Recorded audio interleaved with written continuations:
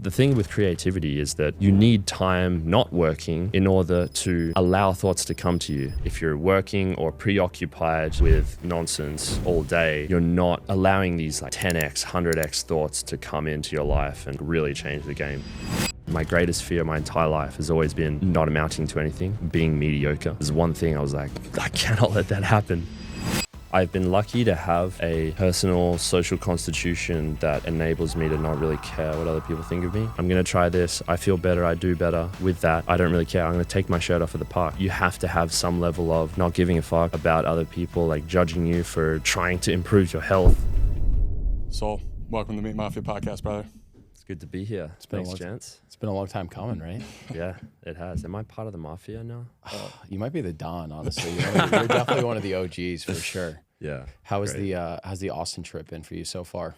It's an incredible place. Obviously, you guys were so hospitable and met a bunch of people I knew before from online, meeting in real life. It seems to be a bit of a hotspot for the movement that we are contributing towards. So it's great. And I brought the sun with me. So Always. It's been awesome. Yeah, you might have to stay. The weather's been, as soon as you came to town, the weather was perfect. So yeah. Might have to keep you here. How's the States for you in general? Just coming and getting to bounce around a bit and see people that have followed you for years and just actually getting to interact with them.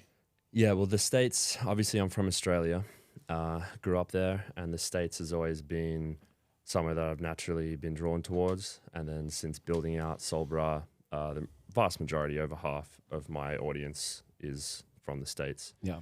It's where I sell most of my stuff, and the connections mostly have been in the United States. So I always loved being here. The last 2.5 years, spent a lot of time there. West Coast, I was in New York initially, Miami. They're the main spots. So there's just a tangible energy to the United States in general, which I really, really resonate with. The freedom, the entrepreneurship, like all of that stuff, and just the variation you can get within the different states. It's so cool and so amazing. And fingers crossed I'll be able to get a long-term visa to stay longer. But for now, being able to go from place to place, friends in each city, I am so blessed and grateful to be able to do that. Yeah, we'll definitely say some prayers on that visa, but I think we're pretty confident it'll happen for sure. Yeah. And one of the things that we always say too with social media, even though it is the ultimate double-edged sword, I think the goal is to create these amazing online connections and turn them into real personal relationships and friendships. Like some of our best friends have come from people on Twitter. I know it's the same thing for you too, right? Yeah. And I'm sure it's probably pretty special and also humbling actually connecting with people in person that have followed you for years and really understanding the impact that you've had on so many people through your creation, right? Yeah. I mean, you get the DMs from people that say, hey, thanks to your content, it's really changed my life. And I have a bunch saved that I screenshot and occasionally look at it. It's just like, it really reinforces why I'm doing it. And then the next level is to hear that in person from people and like look them in the eye and be like, dude, you literally changed my life. Yeah. And you don't realize when I'm just, writing stuff out about mindset or whatever it is, health. But especially with Ryan yesterday, I was in tears a little bit, whereas he was like recounting his life over the last couple of years and how I helped him in my way with that. It really it hits the soul and it makes it all worth it. Like all the, I don't think that like the hate that I get or whatever, like it's a very small part of it all, but it makes the effort and it makes the hate received it's so much more worth it to do all this stuff and to put the hours in and grind or whatever. When you get that response from people, like that's what makes it worth it. Yeah, the hate becomes irrelevant when you have someone that's confidently looking in you in the eyes and saying that you saved my life through the darkest cloud that I'd ever experienced. And he said that to us multiple times about you too, which is so special. Yeah.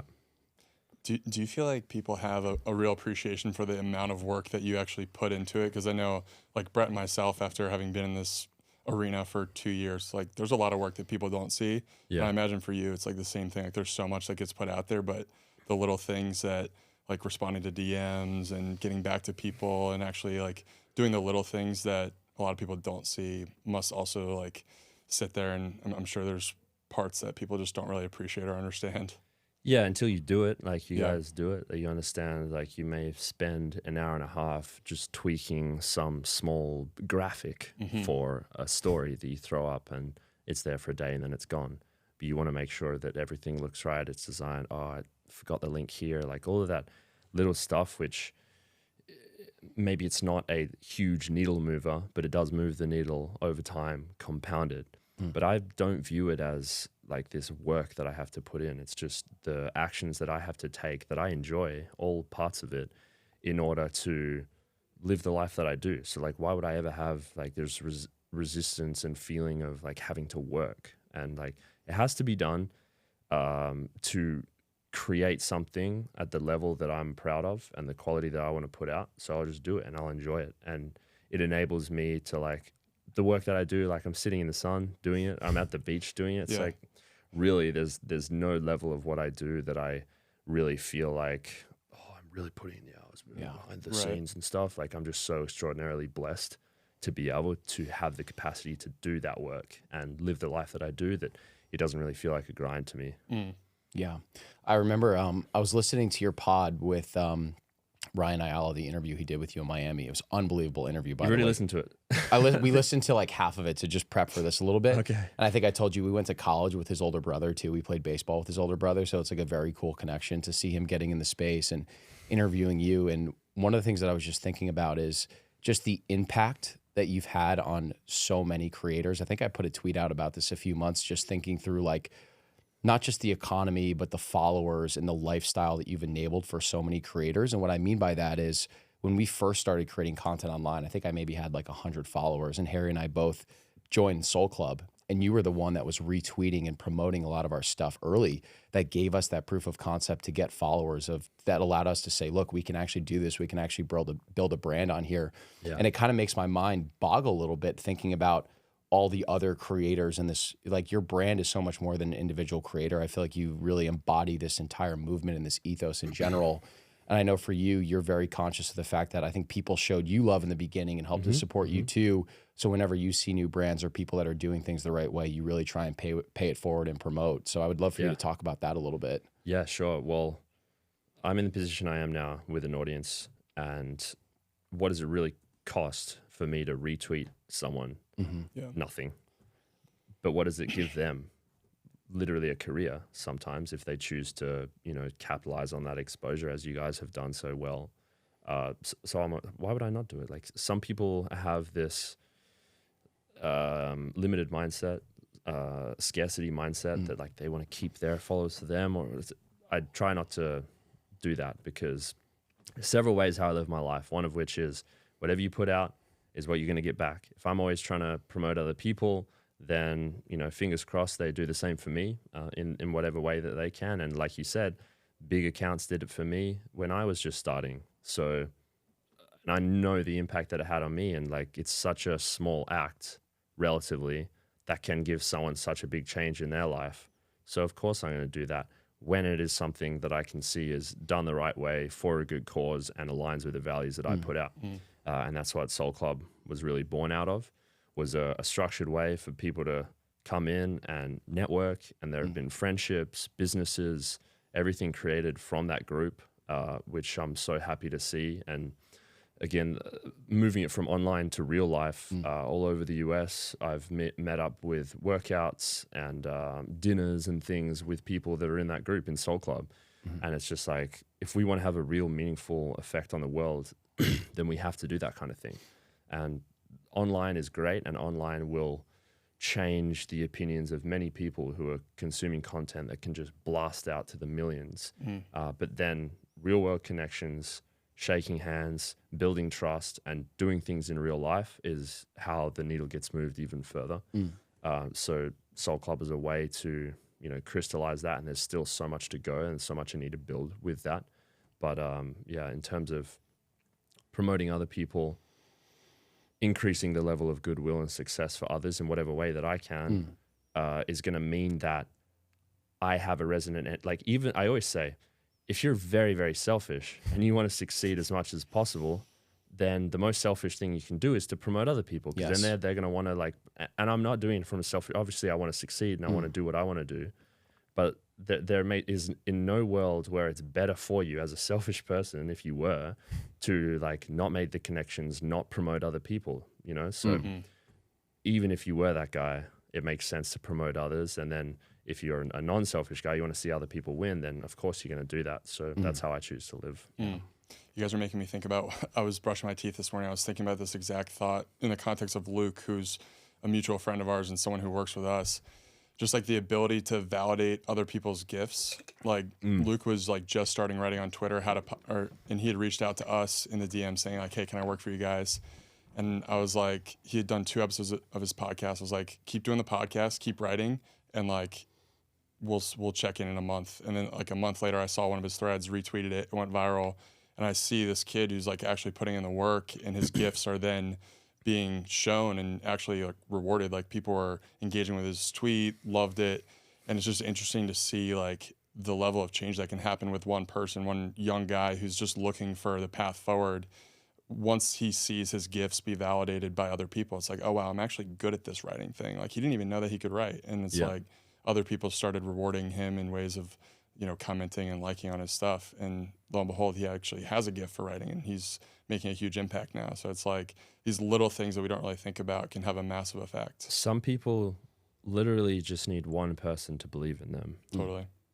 And they have never had that in their life, which is obviously incredibly sad for most people. Like most people are stuck in this mentality of not wanting to see other people do better than them, or not wanting to support others in case that they do better than them, and then their ego is upset about it. But just one person, like a lot of people have teachers at school, they were the one person that believed in them. And it's so easy. It's so easy to compliment someone, encourage someone. I intuitively sometimes get these feelings with people online or in person to just message them, hey, you're doing a great job. Keep it up. This is really cool. Never talked to them before. But when I do, I've done that for people in Soul Club or just randoms online. And they'll be like, dude, you don't know like how much that helped me. Like several months later or years later, they'll say that was the point that I was like, oh, dang, I can really like do this or whatever. And again, it's such a small way to encourage someone. But imagine if everyone did that. Everyone was encouraging to each other and said, you can do that. Of course you can do that. And it just removes this doubt. And doubt is like the worst thing that can destroy people's dreams. It's like self-doubt, self-limitation. And if we can be the person that dissolves that for others, maybe they've been thinking about it for so long, when it comes from someone else, it can really shatter those beliefs that maybe they got from their family and friends. Or that's what's so incredible about Twitter. I've had so many people say, if it wasn't for Twitter, I wouldn't have had any other exposure to these ideas which have changed my life. Yeah, no, 100%. And that's what you did for us. And you have to imagine from someone that was consuming your content basically religiously for 2 years to then have you notice the content that they're putting out and believe in them. And it's like, this is the person that's taught me everything about health, mindset, spirituality, et cetera. And they believe in me. Of course I can do this thing. It's such a huge impact that you have. I was thinking prior to this conversation, I think part of what makes you really successful and powerful is there's kind of 2 sides to your coin. There's the health, there's obviously the health side, and then there's also the mindset side. And what I mean by that is when I first came, I think I came across your content maybe January of 2021 for the first time. And why it stuck out to me, I was working at the time on healing my ulcerative colitis, so like very heavy meat-based diet. And I felt when I was working a corporate sales job, I almost felt like I needed to hide this from people because it was such a unique thing. It was so contrarian compared to what everyone else was doing. And I think part of what makes you really powerful is you've almost made it cool and accepted to live this incredibly healthy lifestyle. So I think there's this health side of it, but then there's also this mindset side of it too, where I feel like in some ways you really are like this mental alchemist. So what hooked me to you was first the health content, but then what kept me coming back was a lot of your tweets and your content around mindset, which made me believe that I really could shape my own reality and I'm the master of my own domain and all the things that you talk about. So I guess my question is, do you feel like, do you need to first build a really strong health base that then leads to you having some of these realization and mental shifts? Or do you think it's mindset first and then health? I know it's kind of like a chicken or the egg type question, but I'm just curious how you feel about those 2 things. Yeah, it's a chicken or the egg, and then it's also a self-fulfilling cycle on both ends. The healthier you are, the better thoughts you're going to have. The better thoughts that you have and the higher consciousness and awareness you have, the better your health is going to be. and then boom, boom, boom, and it flows into each other. I would say if I had to pick one, the mentality is always going to be first, because nothing happens without a mentality, a willingness to change, or even just the awareness and consciousness that something is wrong. People don't realize that maybe something isn't right with their health, or they think it's just normal because everyone around them has poor health of some kind. So in terms of believing you can do something, believing that your health it's even possible to change, because people have helplessness and people externalize their power. And if you give it over to, for example, the medical complex to heal your ulcerative colitis, it's never going to happen. No. So taking back control and power of your own force in everything, in every part of your life is super, super important. And it's everything else flows from that.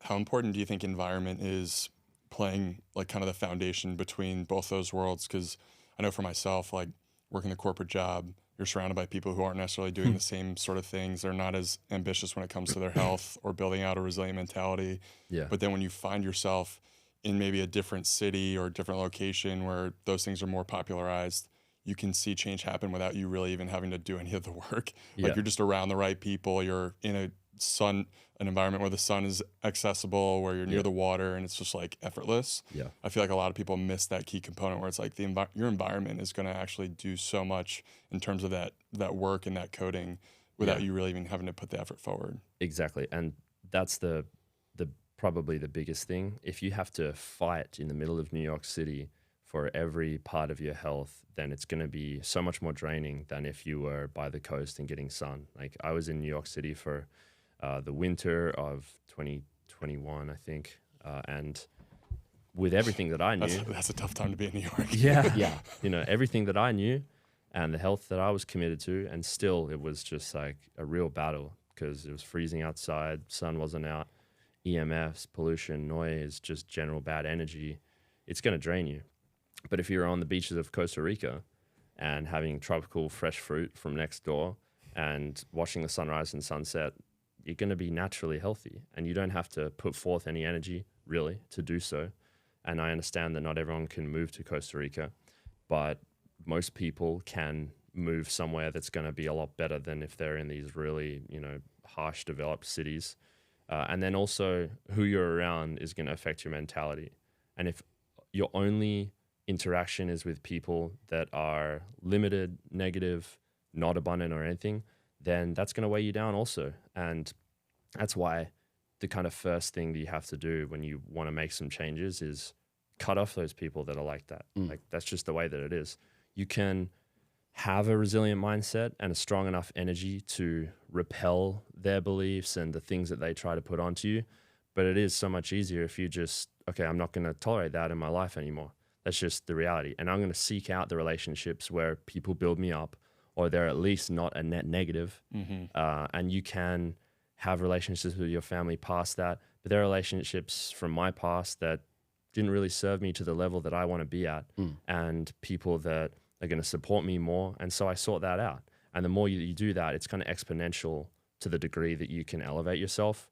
So yeah, a change of environment where you're no longer having to battle uphill is super, super important.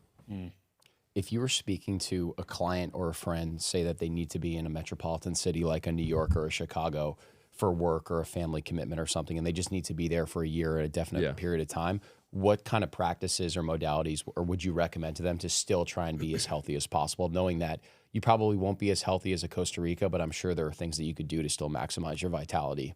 Yeah, I mean, the biggest rocks are to clean up your diet. Don't get sucked into the go city stress mentality, taking stimulants all the time in order to type in your spreadsheet better. You can still be productive without living that lifestyle, without going out every single weekend. A lot of people will drink alcohol and take drugs because that offers them a period of time where they're no longer stressed about the rest of their week, but it only increases the stress that you have during the rest of the week after that weekend. So it's kind of like, you don't want to be doing that. So cutting out those times of your life and the substances that you're putting in is pretty key. Cleaning up your diet, sleep, whatever you can do within your home environment to cut out the blue light once the sun has gone down. I know a lot of people that even when the sun is out and they have an office job, they won't, just through a nature of habit, they won't even go outside during the day. And everyone has a lunch break. You know, you can have your lunch at your desk and then, or even eat lunch outside or go walking outside, just like really being focused on being disciplined on those little things, like an hour of sunlight a day where you're outside on your lunch break is going to be a game changer compared to the person that stays indoors all day. And while you think you're in a city, like there are parks in cities as well. Yeah. Go and take your shirt off, take your shoes and socks off, and just go be as close to nature as you possibly can and do the best you can with what you have. That's all we can do at the end of the day, is not get disheartened by where you are and your current circumstances. Fuck it, you know, like I'm not on the jungle, in the jungle in Costa Rica, therefore I'm not even going to try. But there's a park nearby that you've never been to in the year that you've lived in that area.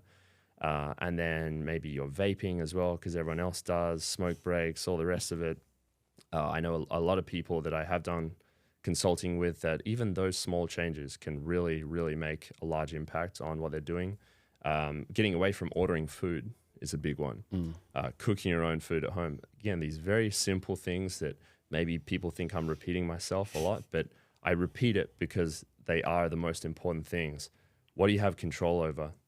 Your diet, what you choose to do, what light environment you are in, what time you go to bed, and how you consciously use technology and other things so that you're not blasting blue light into your eyes until 11 p.m. and then going to sleep late and then you're tired the next day. So you need stimulants to stay awake and all things like that. What else? Whatever else you're putting into your body and wearing on your body, getting rid of the synthetic fibers, stop putting toxic shampoos and soaps and things like that onto your body every single day, deodorants, perfumes, the toxic load of whatever you're using to clean things in your house. Like all of these things add up and they may seem like small, insignificant changes, but when you do all of them and you're getting this 40%, 50% boost in your energy and how you feel each day, then you have the resiliency and the health to really take that brunt of wherever you are in the city and make the better choices overall. Yeah, I can't help but think about how cities are just designed in a certain way to like disrupt our circadian rhythm and how challenging it actually is if you are in these bigger cities surrounded by people who are reverting you to the mean of what everyone else is doing. It's like, even if you have the best intentions, it can be really challenging to actually implement some of these things. But I know for myself, like when I was living in Boston, the biggest needle movers for me were just getting outside and being intentional about getting a really long walk in every day, just because that was like a low steady state form of cardio and also getting sunlight. So like that 2 birds with 1 stone mentality. Yeah. And like, I went from feeling like, oh, like I'm in this job, overstimulated with coffee, like doing a lot of work late into the night, not getting nearly enough sunlight, to feeling totally recharged just by adding a walk in. I was probably getting less sleep too. Like I was sleeping way better with fewer hours. So there's definitely ways to break it, but you need to be like so mindful of those like 1 or 2 big habits that can have that cascade effect. Yeah, 100%. Yeah. I feel like I could see someone that misinterprets your content almost thinking that there's like this rigidity to your routine and like a lot of deprivation and almost being a slave to all these different things that you do. And the more time that we've gotten to spend with you this week, it just seems like there's this general fun and enjoyment around every single aspect of the way that you live your life. Yeah. So I'd love for you to talk about that too, because we were talking about that a little bit at the coffee shop outside, how you don't feel like you're depriving yourself of anything at all. You love every single aspect of your routine. There's like incredible energy and vitality around the foods that you eat and the way that you choose to live your life. And I think that's a really important concept, that this stuff should be fun. There's no sense of deprivation at all. Yeah. It's interesting because people have this concept of a diet being limiting. And I think part of that is because they don't necessarily know the quote unquote correct way to eat, and they don't have any cooking skills. So they think you have to eat bland food in order to be healthy. And that's just not true. The way that nature is designed is that the most rich, nutritious, nutrient-dense foods are the most delicious. Like that's how nature works. It's like what your body needs is going to signal to be like, wow, that was incredible. We need more of that. You put maple syrup in raw milk, that's like a milkshake, the most delicious thing you can drink, and you're getting incredible nutrients from that. So whatever I do is stuff that makes me feel good in the moment. Not that you should chase feeling good all the time, but that's what it does. Sitting in the sun for 20 minutes is obviously gonna, like, everyone knows how that feels.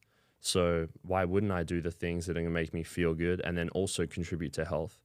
And then going back to what you can control versus what you can't control, don't be upset. Don't worry about the things that you don't have control over. And that mentality is going to be so much more resilient, bring your energy up to a high level and enable you to put the effort in, put the time into everything else. You know, like, I feel better when I'm wearing cotton and linen versus tight polyester. And it's not that I'm scared of these things. It's not that I'm scared of fluoride toothpaste. It's just once I understand that, okay, that affects my health negatively, I'm going to cut that out. And then boom, I feel better. So why wouldn't I do that thing, you know? And everything that I test and everything that I change and everything that I dedicate myself to inevitably makes me feel better, has higher energy, and then you're generally pursuing the things that, as nature intended, the things that feel the best are the best for you. And really, that's how I live my life. And it's never like, oh, just live a little, bro. Just have Chick-fil-A once in a while. Like, it tastes like shit. Yeah. I'm not depriving myself of poison. Don't reward yourself with poisons. That's another big thing, is like, yeah, I'll just kick back, order some fast food. And again, it goes back to people don't really know how to prepare things that are delicious. But sometimes when I have people over, I'll cook things and they go, dude, this is incredible. I'm like, yeah, this is how you can eat, and it's how you should eat, because the most delicious things are the most nutritious. So with having fun with everything as well, if you can make things cool, have fun with it, then more people are going to be open to it, rather than this harsh mentality of like, you got to be disciplined, deny yourself. That's not how the world works. That's not how nature works. So I try to embody that in everything that I do. Yeah. I would love to get your just practical perspective on how we should be thinking about nutrition. And the reason why I say that, we were talking about this a little bit the other night at dinner. You know, tools like carnivore, I think, can be amazing just for taking autonomy over the food you've been putting into your body, especially if you've been on a processed foods diet for the entirety of your life, just eating straight animal products for a month. You develop this incredible intuition. But I think as Harry and I are changing our perspectives, I think what we're realizing is that most people that are on something like carnivore long-term just have severe food addiction, or they just have severe autoimmune disease or chronic disease where they have to stick to this. But I think there are a lot of people that fall into the negative camp of thinking that, you know, sugars, carbohydrates, things like that actually are poison. And that's not something that we agree with anymore. So I would just kind of love to get your perspective on how we should be thinking about nutrition, because there's so much polarizing content out there. And I think it's tough for the average person that wants to turn their health around, that maybe wants to lose 20 pounds and feel great. They don't really know where to start because there's so much conflicting information out there. Yeah. So at a broad level, as close as you can get to nature, the better. Yeah. Obviously, the less processing that goes into your foods, the better. If something has an ingredients list, I don't really eat it. You know, your food should be ingredients. Like, you look at meat, that is meat. There's nothing else. There's no labeling. Eggs, fruit, all of these things that I eat on a daily basis, they are plucked out of nature.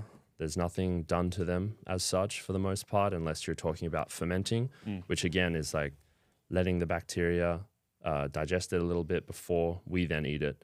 And there's no like things put into it, no chemicals, no preservatives, flavorings, all of these things, which are humans trying to control and manipulate as God created them. And the closer we can get to that, the better it's going to be for your body. For me personally, I have plant foods, I have animal foods, and I intuitively listen to my body as when and where I use these different tools. If I feel sick, I'll probably, not that I feel sick often, but your body will tell you what it needs more of, whether you should fast or not. Carbohydrates feel incredible to have pre and post workout, and when we're doing more physical activity, so align it to your physical activity levels. You're not going to be slamming raw milk and maple syrup if you're just sitting on the couch. But if you're outside and walking around and lifting weights for 2 hours, have as much raw milk as you want. And when you have just this whole foods mentality, there's no real point where you're going to be able to overeat eggs. Like, it just doesn't happen. Yes. The relationship with hunger And nutrition is like this. Your body requires nutrients and energy in order to do everything that it needs to do, to energize itself, repair, get rid of toxins, all of that. And if you listen to that, then it'll tell you what you need at certain times and certain points. And the more that I listen to my body and when and where to eat, that just like, it makes sense to me. It makes me feel the best. When you're in different climates, do you feel your dietary like intuition changing? Like if you're in Costa Rica, maybe more local fruit. Say you go further north, like north of New York, maybe like a little bit more of like a meat-based diet. I think there's a really interesting thread to pull on there that we haven't really fully tapped into, like the scientific world hasn't really tapped into, where you know there's certain longitudinal aspects to nutrition where food is abundant. So like by the equator, lots of fruit. Yeah, maybe you should be eating a little bit more fruit. Yeah. So with our global supply chains, which are great and enable us to have foods that kings of old would never have been able to have from the other side of the world available each day. Does it make much sense to have pineapples and mangoes if you're in the dark and cold in the very, very north from Mexico or something? That doesn't really add up to me. And there's some level of literally quantum light information encoded into food that will tell your body and your cells what to do and signal certain things and turn certain genes on or off. Therefore, if you are in one area, like this goes back to as local as possible, from local farmers as much as possible, shopping at your local farmers market. Wherever I travel, I try to find a farmers market. That is going to be the best, because things like potatoes that grow in the winter, they're going to signal your body to retain more fat and things like that, which is good for the winter. You know, eating seasonally is eating to deal with whatever environment you're in. And with traveling and things, there's a bit of nuance there. And if you're dealing with certain health things where having papaya might be really great for you, then, you know, I've done that as well, even if I was in somewhere that was a bit cold. But in general, on a regular basis, eating according to where you are, there's so much more than just the calories and even more than the nutrients themselves that we can't really quantify. But that's going to be the wisdom of nature embodied in the food that you're eating that's going to tell your body how to best exist in that environment. Yeah, we had a guy on the podcast, I think it was episode 30, Mark Schatzker. He wrote a book called The Dorito Effect, and he talks about nutritional wisdom, just like the innate intelligence of the tongue and how our tongues are designed to tell us what we should and shouldn't be eating based on all the taste buds that we have. And I think it's a really interesting frame because a lot of people's tongues are being totally hijacked by the processed foods that we eat. So I don't even think they would hear what you're saying and be able to relate to it because they've just gotten on this merry-go-round of, you know, maybe they'll eat good for like a week or two, lose a little bit of weight. Like the objective of eating well was to lose weight and not to actually develop some intuition and some relationship with their food where they start to actually understand like the unique intelligence of each piece of food that they're putting in their body. Like there's something I think that we're missing with the distance that we have created within the food system, where we have, you know, berries being flown in from Mexico or, you know, beef being shipped in from overseas, where we don't actually have that true connection with the local food. Yeah. And I believe our bodies are designed to have that understanding, but processed foods just do such a great job of interrupting that frequency. Yeah. And that's why I have this complete discipline, total, just like, don't eat that stuff. Yeah. It's not food. That's what you got to realize at the end of the day is they are these Frankenstein creations that are meant to mimic food. They're food products, but they don't even deserve the name food. They're like made in a lab, made in a big warehouse where they're putting these random chemicals and things together. And then, people are putting them into their body, but that's not food. Like it's this weird approximation of food. And going back to the satiation thing, you can eat a bunch of those foods and part of the health world and things like protein shakes and protein bars and protein everything, protein chips, drinks, whatever, that's not food also. And because you go to the gym and they're sold in the vending machine there, protein cookies, you're like, yeah, okay, I'm getting my protein. But then you look at the ingredients again, it's this huge list of things, like that's not food. And it says 20 grams of protein per cookie on there. You're not absorbing that. That's not real protein. And just because they have some approximation of, these are the macros within there, it doesn't necessarily mean that you're getting that, first of all. And I kind of disagree with macros on the whole, because one, you can read a nutritional info list and see, yep, this is XYZ calories. Like, they're not necessarily accurate. And you have to have this relative understanding, this intuitive understanding that, okay, if I keep on putting weight, but these calories say this, and then the macros of that, it's like, we'll just kind of relate it to how you were last week and what you were eating then. And then if you want to put on weight, eat a bit more compared to that, rather than just looking at these things and these isolated macros. And because the protein cookie says, oh yeah, this many calories and that much protein, and then I want 180 grams of protein a day, I'm going to eat 9 protein cookies. Like, that's not going to work. The satiation, our body signals hunger because it needs nutrients. If you eat something that doesn't have nutrients that you need at the moment, you're going to remain hungry, and you're going to eat things that have calories, but because you're not getting the nutrients, your body's like, yep, keep eating, come on. And then you overeat and you get fat because you have an excess of these garbage Frankenstein calories, but no actual nutrients from whole foods. And you can eat less whole foods, especially if you eat them raw and uncooked, animal products particularly. And you can eat much smaller amounts, but the nutrients themselves, the micronutrients and the calories, are going to be adapted in a way that your body can absorb, and then you're not hungry. And that's really how I eat now, is like, just, I'm not measuring calories. I haven't really counted calories. There is some level of understanding calories and how much you're eating, because maybe you just don't understand. But like I said, you're not going to have a plate of eggs and overeat to the point where you get fat, because the nutrients of whole foods are so dense compared to the garbage that your body just stops. Okay, we're good. We don't need nutrients. And that you'll get hungrier the more activity you do, and you won't need to eat as much the less activity you do. Like, that makes sense to me. Yeah, it's like this mental model of the fact that the body truly is the most amazing piece of machinery. You have to give it the right inputs, though, to be able to access all the amazing aspects of that machinery. Yeah. So if you're just feeding it these Franken foods, it's not able to single leptin or any of these hunger signals. So you'll crush a whole bag of Doritos and you'll be starving because your body's like, holy shit, you didn't give me any of the nutrients that I actually want. Yeah. And I think that's what a lot of people notice when they follow Genesis diet, which I know you've been big into the last year plus, of, hey, when I cook a steak or cook ground beef, I could probably eat around a pound, but you're getting so many nutrients from beef in its raw form. Like, a lot of times I would just eat half a pound of ground beef and I would be totally good. Yeah. I almost felt this sense of like my body was no longer saying, what are the maximum amount of calories that I need to feel really good? It was more of like, what are the minimum inputs that I need, because I'm just flooding the body with nutrients. Yeah. And I still make the mistake sometimes of like cutting up an entire ribeye, and I'm like, yeah, that's what I used to eat. I used to cook it and then eat it, and that would make me satiated. Now I'll get through half of it and I'm good to go, refueled. Yes. And the calories is not really even a part of it. Like, obviously you're eating calories, but sometimes we can feel hungry because the body wants nutrients.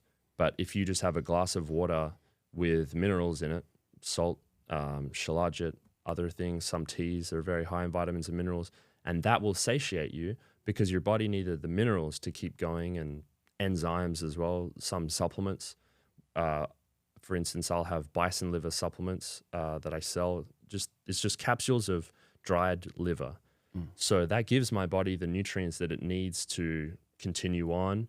Maybe if I'm traveling or something and I have no access to good food if I'm on the plane or in the airport, but I'll have some liver capsules, and that gives my body nutrients without this huge dose of calories. Not that I'm against calories, but then I can just keep on going. The hunger is satiated. And I think people make the mistake of, if I'm hungry, I need a huge meal. But it's not necessarily always the case. It's just that your body is requiring certain minerals which happen to be in food. Mm-hmm. And the raw food is so impactful, and it's why I talk about it now. In general, the concept of, when we cook, the heat is going to, just like anything, you put anything in a fire, eventually it's going to break down and burn and become charcoal and become, dead matter. The same principle is, even if you're cooking a little bit or charcoaling a steak, the outside of that, and to some degree, depending on how much you cook it, is also going to be on the way towards that dead charcoal material. So the enzymes, vitamins, minerals, water-soluble vitamins and minerals that are in meat, which then obviously you're cooking something, the water leaves out of the steak. If you've ever had an overcooked steak, it's dry and sits in your stomach like, oh man, I just need to lie down.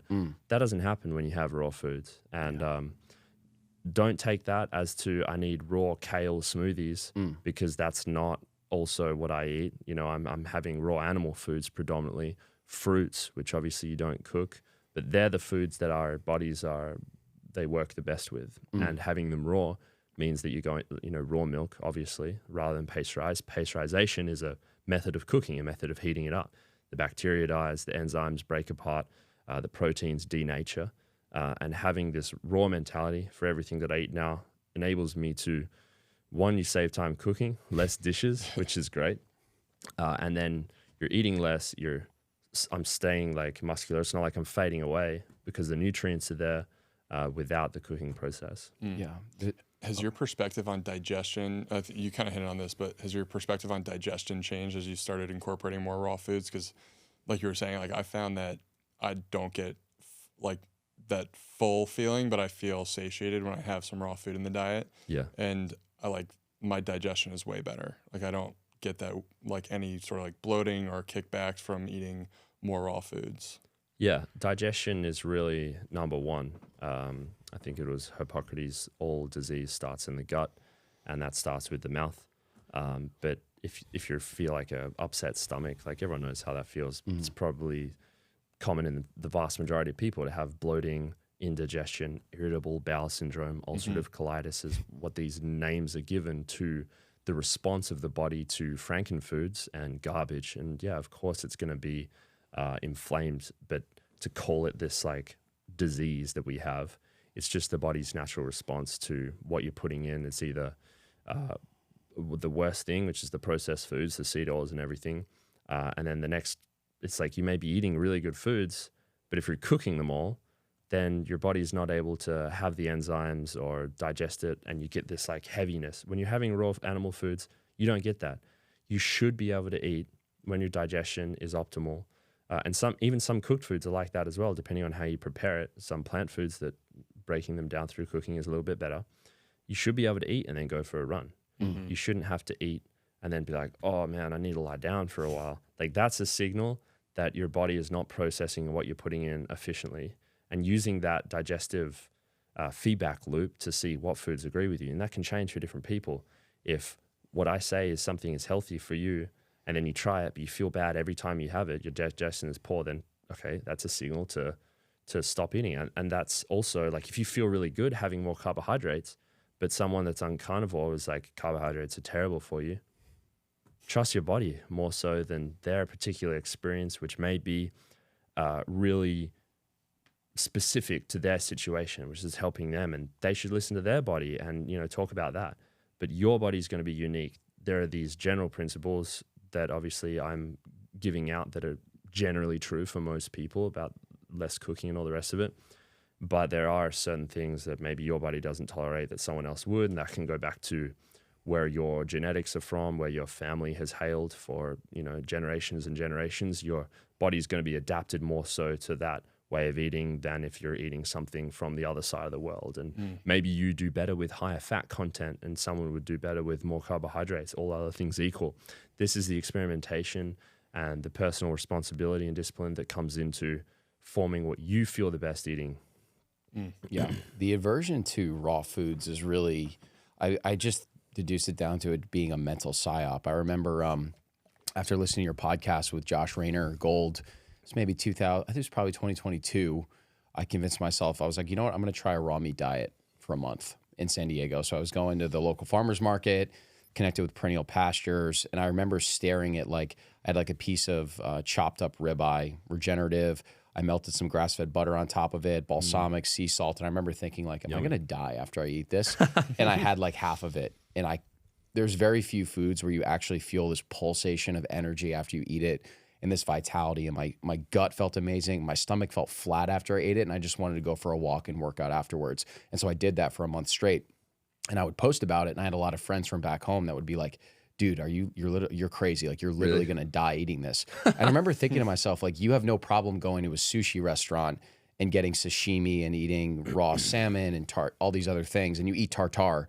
But the concept of me eating a raw steak makes you crazy. Like, I just remember thinking, I'm like, this has to just be a mental psyop that's just been imprinted into us by Western society. Yeah, it's a very strange mental block that people have. And contextually, like you said, beef tartare is a thing. sushi is raw fish, but that because we haven't contextually eaten it in the Western world in that way, like even a very, very rare steak where you're cooking the outside and then both sides, like briefly, what's the inside?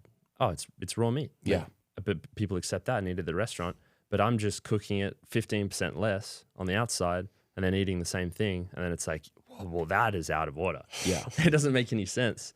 And then you try it and you feel incredible. And everyone's like, that, mate, you're bacteria, the parasites. It's like, no, it's literally the opposite. But I think it comes back to, in our world, it's accepted. Raw milk's great. The good bacteria help you process it more. But even that, most people are like, raw milk, mate, you're going to die. Yeah. I was like, well, if I'm going to die, then like I've been doing it for years. Like, when is it going to happen? Yeah. But I think that it comes back to the larger scientific knowledge and the pharmaceutical perspective of all bacteria is bad. You have to kill bacteria, antibacterial hands, put a mask on so you're not breathing in it. People that have never set foot on a farm, it's like, yeah, there's bacteria everywhere and that's fine. And if it's a healthy, natural microbiome of nature in the dirt and in the soil, that's good for you.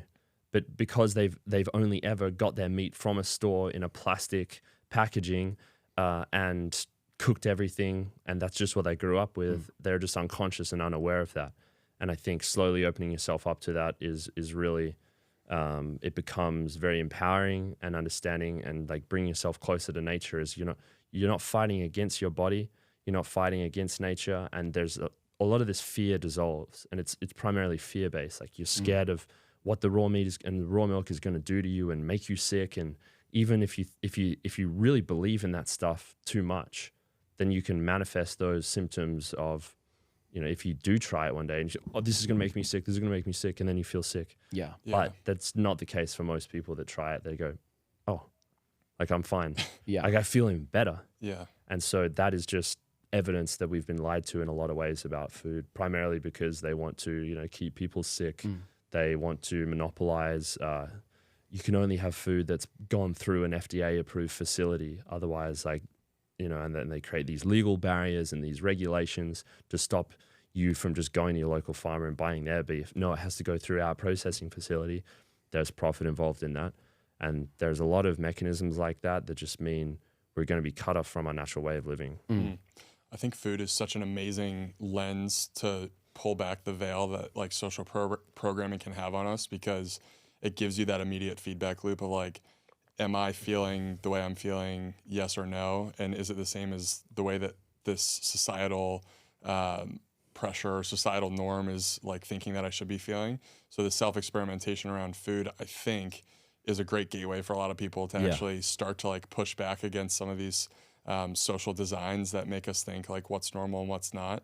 And I'm curious for you, was there a moment, or have there been moments for you where you've started to pull back the social veil even more and start to see the world just differently over the past, I'm sure there have over the past several years, but where is your thinking changed the most over the past several years?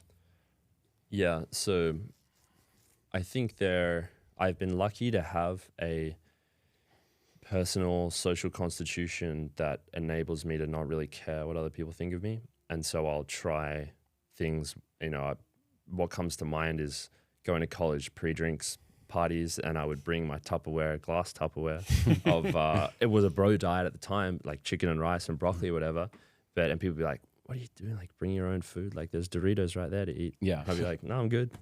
I'd still drink alcohol after, but I always innately had that real like discipline, like don't really care. I know this is better for me. I want to fuel my body and all the rest of it. And it's just been like an experimentation of, I learn about something. I know that they lied to me about this. I'm going to try this. I feel better. I do better with that. I don't really care. I'm going to take my shirt off at the park. Like, but people even look at you weird for that. Yeah. Like these days. And it's crazy, but it's so like normal for me that you have to have some level of not giving a fuck about other people, like judging you for trying to improve your health. And that goes for trying business and everything. Like, what are you doing that for, bro? Like, it's kind of cringe posting videos. It's just, you can never blame other people for that. It's just a level of unconsciousness. But the food itself, when you actually do some level of independent research about, okay, why do they think bacteria is all bad and why do they have to pasteurize things? You research it and you go, oh, it was actually a really rich guy that convinced the government that we should pasteurize milk. You know, and what are the actual numbers in terms of the bacterial outbreaks of salmonella and things? And then you go speak to people or read other stuff of people that actually make raw milk, and then the outbreaks that they think they had, there's more in pasteurized milk. Why is that? Like, they never tell you that, but it's whatever the media focuses on. And so you innately develop this kind of distrust in everything that the mainstream says. So therefore, I was just challenging things like, okay, they lied to me about that. They're probably lying about this. Some things are right, some things are wrong, but testing it in my own life, and then whatever works well for me, sharing that. And that's how I've kind of approached all of this stuff. So it's almost like doing your own research helps build your personal constitution. That's something that I've thought a lot about is, you know, people that would try, like in my corporate job, to shit on me for eating a carnivore diet. I'm like, well, you're an engineer. You went to Harvard. You're 60 pounds overweight. You bring a cookie in for lunch and a Mountain Dew, and you think I'm crazy. And it's like a lot of the things, they're a version of saturated fat. I'm like, they've never actually done the time to do the research that you're talking about to understand, you know, outbreaks of pasteurized milk versus raw milk. So when you've done your own research, you can then say to this person, like, I know that you've just heard snippets of articles that have been distilled over like the last 50 years of outdated science, whereas I've actually done the research, so I have confidence in that, and that I feel like builds your personal constitution. Yeah, when you know your shit and you can say to someone like confidently, well, do you actually know like why that is? Because I do. Yeah. I've done the research. And when you have that, you realize most people are just parroting other people's beliefs. And like everything that I say, go do your own research to challenge it and try and prove me wrong. And if I am wrong, message me and tell me, hey, do you actually know this? And I'll be like, you know, fair enough. Most of the time, people just take what the approved narrative is about anything really. And because they're busy or they just don't have the understanding of like science in general, like there are scientific narratives that are accepted today that don't line up with how a scientific experiment should actually be. And you have the control, and you have here, it's like a bunch of assumptions. It's a bunch of links that haven't been proven, or there's this one guy and it just happened to be that he had a medical institution and funding behind him that then permeated to this. And there's a lot of things like that happen. That education is always the key to dispel these myths that can keep us under control. Definitely. I'd love to shift gears a bit and talk about along the lens of like just the potential of man in general. And the reason why I'm saying this is I've been spending a lot of time just thinking about Jordan Peterson's quote that man has an obligation to be exceptional. I think it's an amazing quote. And I think back to a podcast that you did around 2 years ago, and I'll let you explain it, but the concept is stuck in my mind for the last 2 years. And you were basically saying that when you're a man in your early 20s, society kind of views you almost like this piece of clay that could be molded, and you have this incredible potential around you. And then as you start to reach your like mid to late 20s into your early 30s, that potential goes away and people view you more as like a fuck up, which I think is actually, it's a good mindset to have. And it sounds like maybe you had that realization in your early to mid 20s that you weren't on the path that God had ultimately destined you to be, and you could be so much more. So I'd love for you to just explain that story for yourself and maybe expand on that mindset a little bit too, because it's so powerful. For sure. So growing up as a quote unquote gifted child with, you know, did well at school and, you know, did my best in all of the academic endeavors, that reinforces feeling good about yourself. And you're like, cool, I'm doing well. And getting older, and you go through the school system and then later on the college system, and, oh, what are you doing, Sol Brah? Oh yeah, I'm going to college, I'm studying this. Oh, great job. You know, that's the societal narrative. When really what I was doing at college, I was getting good marks, but I knew I wasn't studying the most that I could.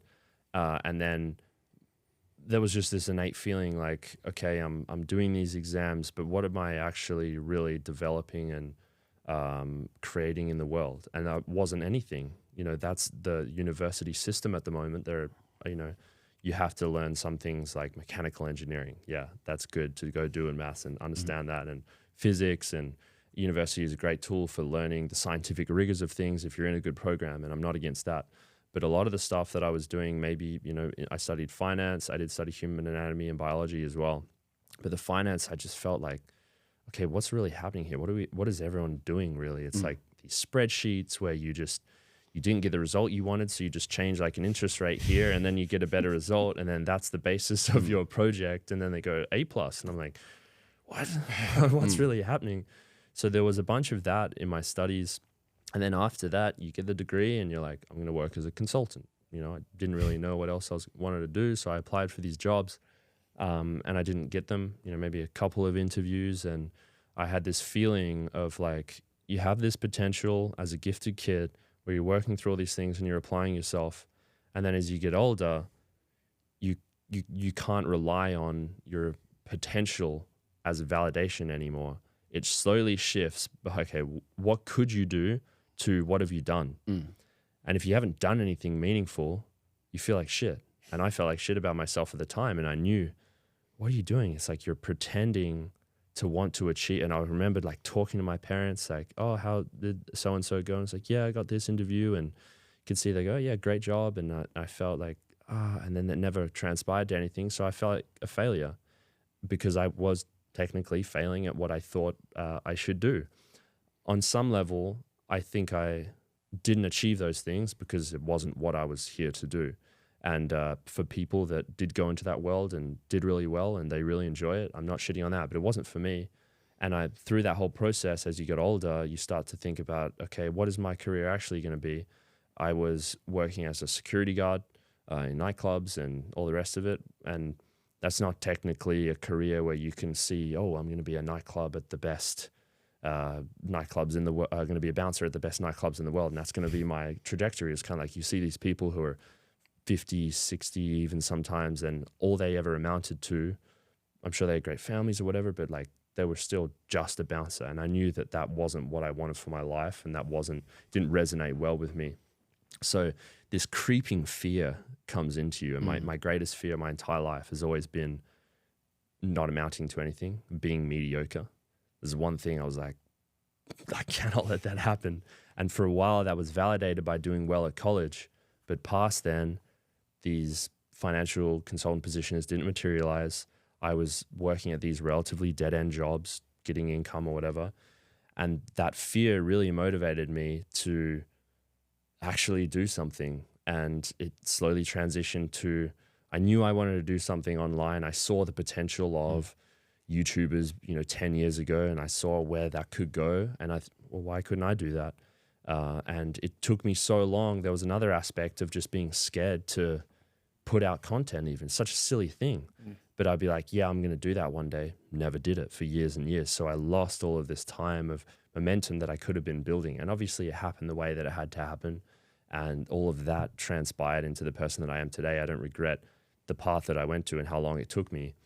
But really, as a guy, if you're not doing something that's truly aligned with your purpose and working towards that, like even if you haven't achieved anything on the external, if you truly know that you're putting in the time and making steps, and maybe you do have to work a dead-end job in security while you were doing the thing and building the thing that you know is going to like really be the vehicle for your transformation and your achievements in life, that's okay. And you'll sleep well at the end of the night.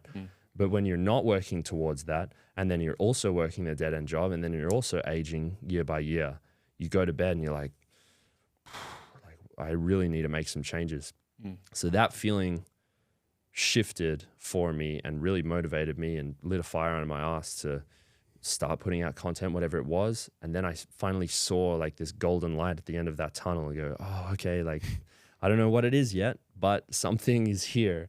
And it felt good to pursue that. And I could just go to bed happy at night because even though it hadn't materialized yet, I could finally get on that path. And obviously like everything's worked out the way it has. And it's incredible to be here in this position because I initially was so fearful of that other potential path and what a lot of people let get to them is that discouragement, or the fears just becomes the only thing that they feel because they never had the courage to break out of that and do something. And, as a guy especially, we are judged and valued by our achievements just the way that it is. And if you feel that feeling, then you have to make changes soon. Otherwise, it'll just get worse and worse the longer that you let it go out that way. Yeah, I think we all probably have a similar relationship with that fear of just not reaching your potential. I know Brett and I have had that conversation many times, just the feeling of getting to the end of the day and really like struggling with the fact that you didn't do all the things that you wanted to do in this life, and you didn't actually strive for anything that was greater than yourself. And like, it sounds like you had a pretty similar experience. I'm wondering, like, it seems like so many of these fears that we have are just contrived in the mind, and that once you actually start taking action, you realize just how stupid those fears were. Like, you should have just, you know, like, started and not held those beliefs. How would you speak into like the 24, 25-year-old version of Sol Brah and convince him to overcome some of those fears? I know like a lot of your content does that anyways, but how would you speak to that version of yourself and actually get them out of the fog of just being laden with fear and not actually acting on anything? Well, action removes fear because you're no longer thinking about things. And when you're just sitting there thinking about things, you have time for your mind to create bullshit that you become scared of. But if you're, you know, hammers and nails and like actually creating things, then suddenly, whenever you're not thinking about them, because you're in action, you're in motion, it disappears. It ceases to exist. What happens to your fears when you're no longer thinking about them? Oh, they're gone. You know, like you're in the present moment. And anxiety is worrying about the past, regret, worrying about the future. Sorry, other way around. You get what I'm saying? Yeah. But whenever you take yourself out of the present moment, either forward or backwards, that's the only state that fear can exist in. So if you're in the present moment because you're taking action, then they cease to exist. And the more that you can do that, as well as, you know, my spirituality kind of coming into that and pursuing the path that God has laid out for me, like that, the faith gets rid of a lot of the fear. Like, how is this going to work out? I don't necessarily know. But what I can do today is what I'm guided to do today. And taking action really just, that's what I would say to myself. That's what it took for me to shift from being fearful to now just like, wow, this is all incredible. I have put in the work. I have done what I need to do each day. And then you can actually enjoy your life. I wasn't grinding 24 hours a day. I was still working out. I was still going to the beach, still getting sun. But because you've also dedicated a few hours at least each day to changing your life and building whatever it is, then you can actually be in the present moment when you're relaxing and chilling out. It's not just about work your entire life. It is about friends and family as well. So the issue lies when we don't do the work, we don't go to the gym, and then we are relaxing or do other things that we would want to do ideally. But when we're relaxing, we're thinking about the work that we didn't do. Whereas if you did the work, you can relax properly. And so that enabled me to like, okay, I've done the work. I've built whatever I could that day, created in some shape or form. But I can still enjoy the rest of my life. It's not just about grinding. And there are seasons where one will be much more than the other. And I think that's good, especially when you're just starting. But yeah, action is always going to be the way that you dispel fear. Yeah. It's funny, Jeff Bezos has a very similar thought process to you. I've heard him say before that anxiety literally goes away when you do the things deep down that you know that you're supposed to be doing, which is exactly what you're talking about. Yeah. And it's funny, I think about this version of you in your early 20s, and you had this epiphany of realizing what the next 10 years of your life could potentially look like if you just continue to stay in that job as a bouncer. And I wish more men thought about that. It's like we're so fixated on worrying about the risk of going for it when the risk of you staying stagnant is way scarier, in my opinion. That's the highest risk possible. Yeah. And thinking about this amazing life that you've built for yourself, and arguably more important than that, all of the men and women that you've had a positive impact on, including all of us in this room right here, that literally would have never happened if you didn't create that. Like, think about all the people that you would be depriving of those gifts. Yeah. And that's the thing, is like when you don't follow the innate curiosity and intuition, then you're not fulfilling your destiny. And Jordan Peterson's thing about if you're not exceptional, then you're not actualizing the highest version of yourself. When you do that and you pursue whatever your personal success is, you have a high level of energy, you have more resources, you have more connections to be in the position where I can retweet something and give someone else a career. Like, that wouldn't have happened if I hadn't also strived to make myself exceptional in whatever way that I am doing so. And so you have a responsibility to other people to maybe say no to not going to that party every single weekend so that you can work on yourself, because later down the line, other people are going to rely on you. And it's not a selfish thing, because now you have the capacity and the resources to help others. And whatever action you take to magnify that is going to be the least selfish thing you can do, and it's a responsibility that we all have. Are there any big early wins that stick out that almost gave you the proof of concept that you can do this? Because obviously for us, like when you retweeted that first thread that I wrote about the healing journey, and, you know, I think it got, you know, maybe 500,000 impressions, you know, grew like by 1,000 followers. For me, that was my proof of concept moment of, okay, I can do this. Like, I don't need to just consume content. I can actually have skin in the game and be a creator. Are there any moments that really stick out for you? Yeah, for sure. Two were, you know, when I got a retweet on my physique picture, you know, at the time when it was more just posting and having a bit of fun with it. And people then, you know, messaging me more constructively about, okay, how could I also achieve that? And then I thought, okay, you know, this doesn't have to just be a fun little project that I'm doing. Like, how can that's the essence of coaching. You're just telling other people how to do what you did and advising them how to get to where you've got. Pretty simple teaching. And so I thought, okay, have a couple thousand followers. This can become more than just a little bit of fun. And then another point was when I got my first initial like coaching clients, where we were like 8 weeks, and I got about 10 dudes. It was entire life coaching, like physique. I did all their routines, diet plans, mental stuff, weekly check-ins, all that kind of thing. And that was the first amount of money that enabled me to quit my office job. And when I got that direct deposit, I was like, I quit. Because you're the richest man alive at that point, right? The dopamine from that, like the first major money that you make online, it's like, okay, well, I'm all in now. Like, I'd never had any fear of like, oh, if I quit my job, am I going to make this work? Because you literally just did make it work. Okay, well, then it's possible. So you just got to repeat that, grow it bigger, and then you're good. And man, the freedom that you get from quitting that job and just like taking your destiny into your own hands, that's the most electrifying feeling I have had. And you know, it remains the same today. But that was really like, okay, you validated the thing by paying the rent through this thing, and then you're good. Did you start to see different opportunities when you went all in? Because from my perspective, you basically look through like a totally different optical lens once you're fully committed to something. Like, even if you're like 99% in, like totally out on this job, but you're still working the job, you still don't really see all of the potential of what could be out there if you're just like back against the wall, like ride or die, I'm just doing this no matter what. Yeah. Was there a shift for you where you started to see different opportunities pop up, like that were there the whole time? You just didn't really see them because you weren't fully all in at that moment? Yeah. So just by nature of me no longer having to go to that 9 to 5, you have more hours in the day to own your craft. And so that's naturally going to make your content better, make your ability to help your coaching clients better, because you no longer have this other energy drain. And I had a fairly chill job, and sometimes I was writing while I was working at that job. But of course, you can have more time, more energy to think about the thing. Like our mental energy, you can imagine watering, it being a watering can in a garden. Whatever you spend more time thinking about, that's going to grow. And so if you get rid of the stuff that you don't want to grow and think about the things that you do want to, of course, that's going to grow and it's going to become more fruitful and multiply. So that's what I saw happen for me.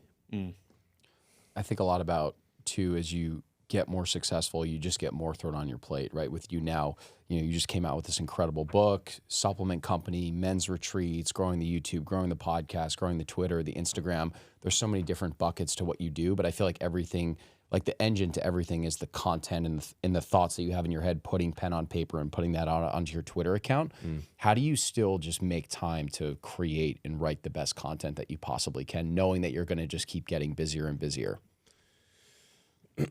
Well, I'm very lucky to have great people that I work with. It's not a one-man show, and people that have come into my life in order to fulfill the areas that I didn't make the art for the book, you know, and just bringing people in and like, hey, join me for this thing. Can you help me with that? That's a major part of it. And I'm very lucky to have met the people that I have, or even if it's just online. But as far as making the time for the things that I want to do, it's like, it kind of flows. I obviously, for years before I was where I'm at now, it was every day I would sit down and I would try to write. And the more I did that, the more the writing would flow to me. that plus living life in a way that's kind of open and walking around and still doing the things that I love and I'm called to do creates a lifestyle which you can create content around. And it's way easier to document doing cool things and live the life and then just document that rather than like, how can I create content? Like, it's kind of like I'll be just living my life, see a tree and be like, I should do some pull-ups. And I'll just set my camera up and then do it. And then that's like me creating content, but it's actually just me like come along for the ride of me doing the thing. And, traveling really helps for that.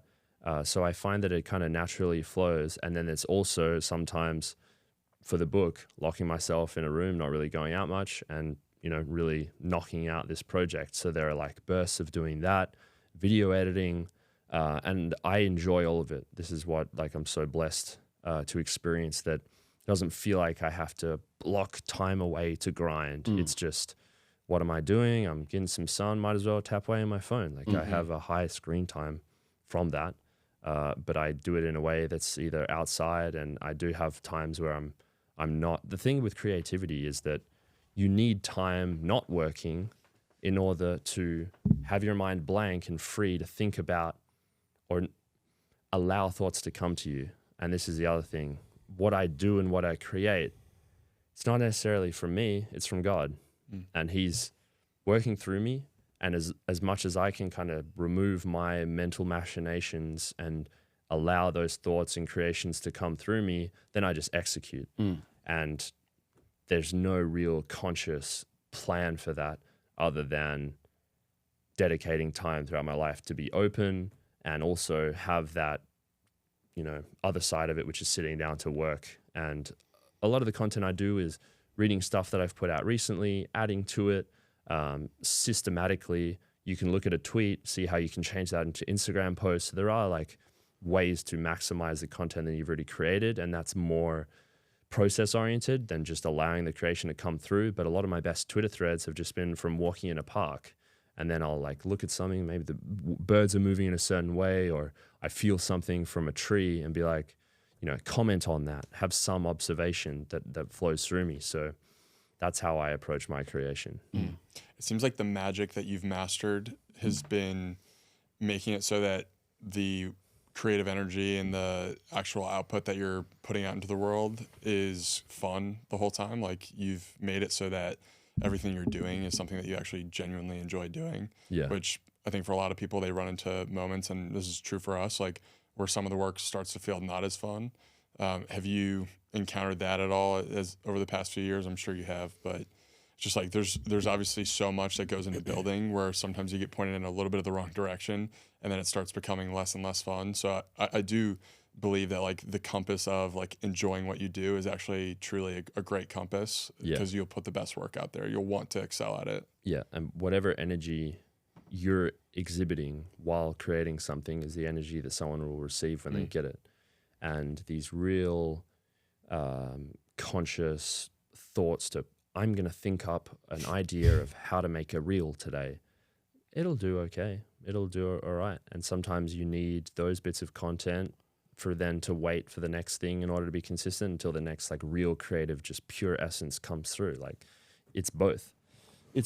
But in anything in life, when it begins to feel like it's not right, that's usually some indication that it isn't right and you should shift gears somewhat. And if you're always finding that you're fighting against life, sometimes that's God trying to redirect you to something else. Like just because you did something here for a while doesn't mean it's forever.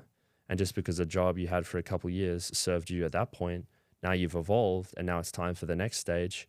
And rejection is divine redirection. It's the same kind of concept with if something's just really not working and you just bang your head against the wall and it feels like shit, okay, try something else. Go for a walk rather than trying to ride a bit more. Flowing and allowing that energy to come through you is really the best indication of what you should be working on at that time. What do you struggle with?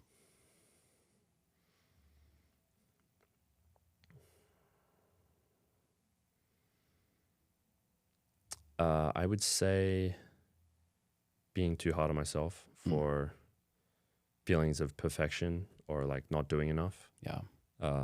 That's just been my whole life. Like, oh, you could have done more. I sometimes downplay my achievements and things because like people view it from the outside. Oh, you must have worked so hard. And I'll just be like, oh, not really, which is true. But also I think, yeah, maybe I don't feel like I'm working as hard as I could have on things. So there's like that ever-present feeling which can sometimes rear its head and just feel like a little bit bad that I'm not doing enough. I would say like I don't necessarily, and this is like years of practice to get rid of other things that I used to struggle with, but it's like that same mediocrity feeling like, okay, don't become mediocre, don't rest on your laurels. And that's good because it's energizing in a lot of ways. But I find that the more I lean into faith and pursuing what I really, really feel good doing, I struggle with things less and less and less. Like yeah. What have you found to be the anecdote of that thinking that, you know, mediocrity? Because like clearly from anyone from the outside looking in, it's like you're doing a ton, right? Like you're doing a lot of amazing work. But I get that where it's like you make so much progress, and you know sometimes there's those moments where you're like, oh, I'm like not doing nearly enough, but that's like not really the reality for other people. Yeah, you the thing is you can't compare yourself to other people, both good and bad. You see someone doing better than you, that doesn't mean what you're doing is worse, but you cannot look at the average person and go, I'm doing better than them, therefore I'm good. Yes. It's like, how are you comparing to yesterday's version of yourself? And I find that that's always the best compass for these things. Yeah, I appreciate the willingness to open up about the things that you struggle with, because I think we both relate to that. It's funny, we had Mark Sisson on the podcast probably 6 months ago, and I think we would all agree that if there was a 70-year-old to model your life after, he's probably at the top of that list. Chad, absolute Chad.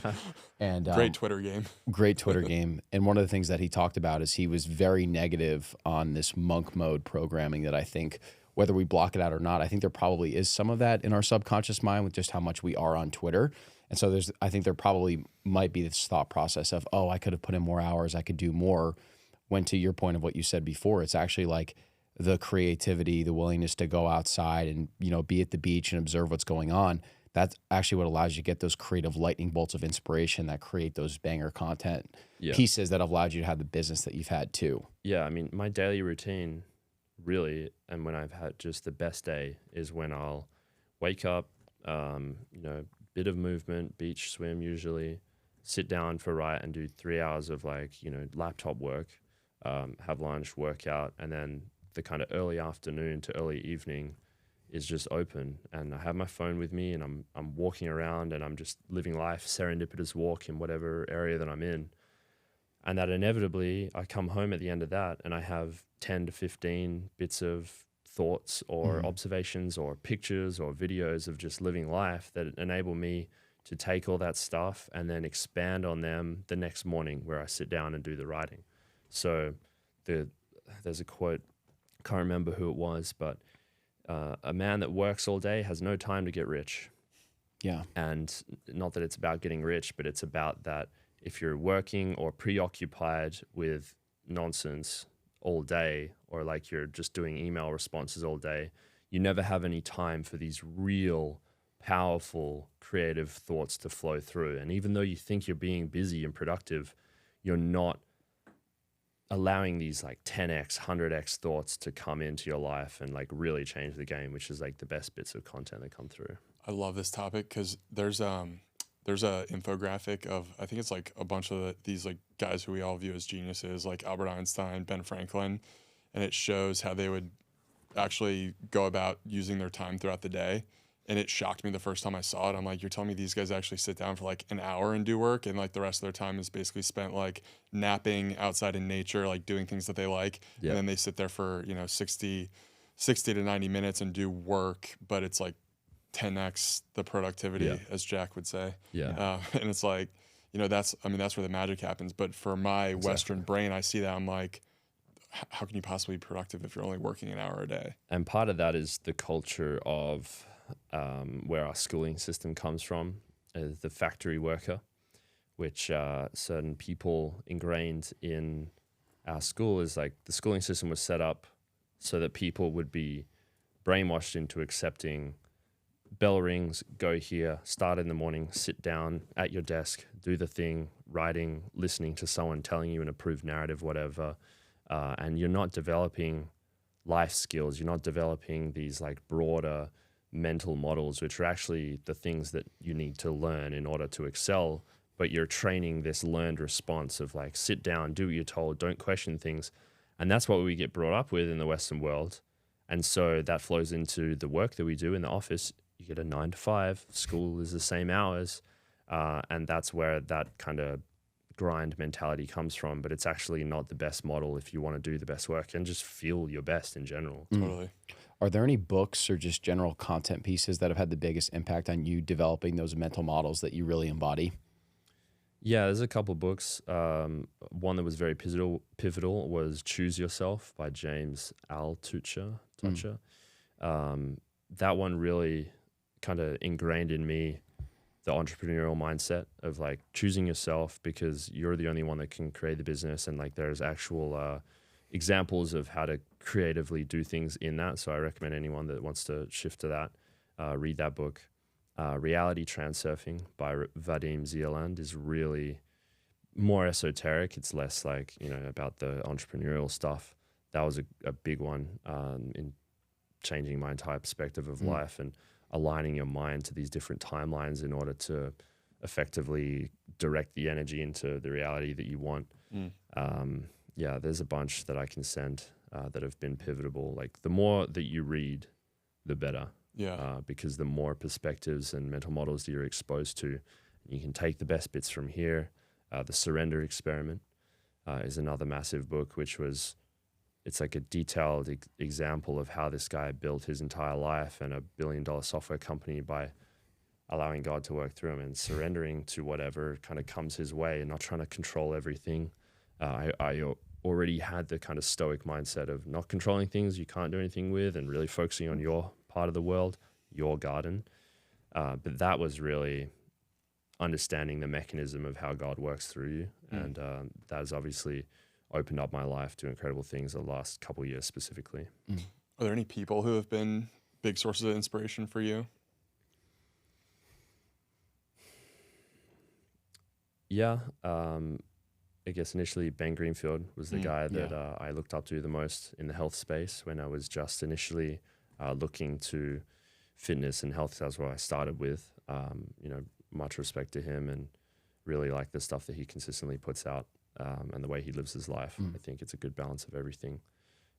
Otherwise, I would say, not people that are living the same time as me, but, ancient Roman emperors and leaders like that who have written books. I'll read them and be like, wow, that was awesome. They obviously have a massive effect on me, but even though they're not living. Right. So I look up to, I think, more so mythological heroes as well that have these, they communicate these ideals of the perfect man or the perfect idealization of some quality. And then if you can aspire to that and embody that and less like, I'm just a man or whatever, like, yes, you are. But the heroic ideals, tapping into them and thinking about them, they energize you and they give you something that's like fantastical and not just the norm and the 9 to 5 boxed in kind of thing. And if you think, well, what did this hero do? And like taking inspiration from that has really been how I gain inspiration. Old school Arnie too for you, right? Oh yeah, all the golden age bodybuilders for sure. My favorite bodybuilder is Dave Draper, the blonde bomber. I don't know if you've ever seen him. I haven't seen him. His philosophy on life is Frank Zane, Tom Platz, like all those guys. If you don't actually delve into what they think about, you think, oh, just a bro bodybuilder. Right. But these guys are very, very spiritual. And just like me, they saw physical training as a way to dive into the spiritual and test the mind and go into these states of consciousness, which everything else, you're deep in a heavy squat set, like nothing else matters other than that. And how much pain are you willing to tolerate? Pain's not exactly pain, but how much of that can you tolerate in order to maximize the results in life that you get through your body? But then that is the key, which you can use to unlock other parts of your life as well. And you listen to those guys talk, it's very, very spiritual. Like Tom Platz talking in gyms, but it's like a priest giving a sermon. Yes. So I encourage like all of those guys that attain success, especially in that era. It wasn't just about bodybuilding; it was about the lifestyle and living life as well, which I definitely, especially towards the start of my journey, definitely idolize those guys. Yeah, I don't think it's a coincidence that a lot of those guys that have the best physiques of all time also seem to have the best mindset of all time too. Yeah, because it's all mentality. The amount of focus and consciousness that you can have thinking about the muscles you want to develop, like that's meditation. Muscular meditation is how I call it. Like the intensity of energy that you can direct to visualize and put yourself into your body. The more that you do that, you may not realize it, but then you can go and study something or try to create something, and you have that same ability to direct and intensify the force of energy that you can put forth through your mind and your focus and your attention. And it's the same thing. It's just applied in a different realm. And I think that's why bodybuilding or training intensely in any sport is a very powerful tool to start with. Like it's less intellectual, even though it is intellectual. It's just like visible, tangible results, and you can just really dive into that. Yeah, even with Platts too, he's so interesting because he knew, even though he was competing at the highest level, because of his genetics, he was never going to win a Mr. Olympia, but he still pushed himself potentially harder than anyone pushed themselves at the time. Like there's learning in that, and just that alone, that mindset. Yeah, it's like genetics is one of those things that people say, oh, you have great chest genetics, for example, but would I have the same looking chest if I hadn't done thousands and thousands of incline press and dips over my life? Like, so what role is genetics there other than, yes, I have a big frame and blessed and everything like that, but the genetics one is kind of like an externalization Definitely. of responsibility. My genes mean I have this, my genes, my genetics, I have a bad gut. It's just one of those tools, one of those things that we can dissolve our responsibility through, which is definitely to be avoided. Yeah.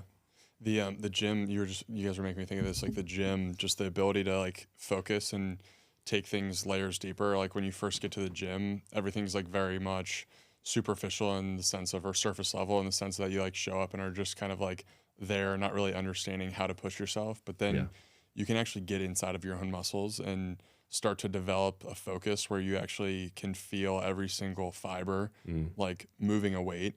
And that level of focus is like something that I think people who don't really appreciate the gym or just scoff at like gym bros, they don't appreciate that. And like that is actually a level of consciousness and like mental strength where you're learning how to use your body in a way that you can squeeze and focus on certain aspects that's like really unparalleled. Like you can train your body and mind at the same time.